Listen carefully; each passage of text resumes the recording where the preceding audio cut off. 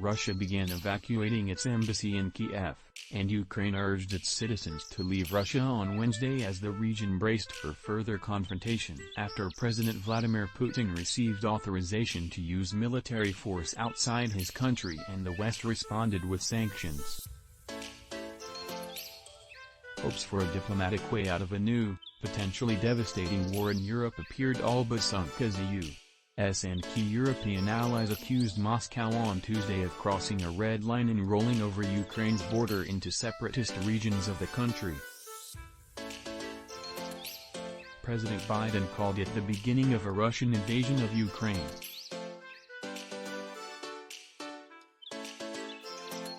Moscow began pulling personnel from its diplomatic posts in Ukraine, Russian state news agency Tass reported, a day after the Russian Foreign Ministry announced a plan to evacuate, citing threats. By Wednesday afternoon, the Russian flag was no longer flying over the embassy in Kyiv, Ukraine's capital, according to an Associated Press photographer. Police surrounded the building. After weeks of trying to project calm, Ukrainian authorities also signaled increasing concern Wednesday. The Foreign Ministry advised against travel to Russia and recommended that any Ukrainians there leave immediately, saying Moscow's aggression could lead to a significant reduction in consular services. The head of Ukraine's National Security and Defense Council called for a nationwide state of emergency, subject to parliamentary approval. Oleksiy Danilov said it would be up to regional authorities to determine which measures to apply, but they could include additional protection for public facilities, restrictions on traffic, and additional transport and document checks.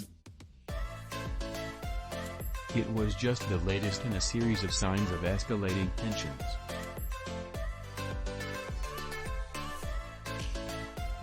Kyiv recalled its ambassador to Russia and considered breaking all diplomatic ties with Moscow. Russia said it would evacuate personnel from its embassy in Ukraine.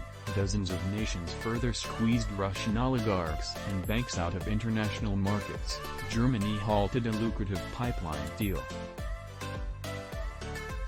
Already, the threat of war has shredded Ukraine's economy and raised the specter of massive casualties, energy shortages across Europe and global economic chaos.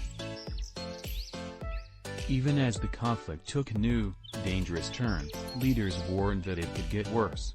Russian President Vladimir Putin has yet to unleash the force of the 150,000 troops massed on three sides of Ukraine, while President Biden held back on even tougher sanctions that could cause economic turmoil for Russia but said they would go ahead if there were further aggression. German Foreign Minister Annalena Baerbock on Wednesday called European Union sanctions agreed a day before just a first step and said further measures could follow.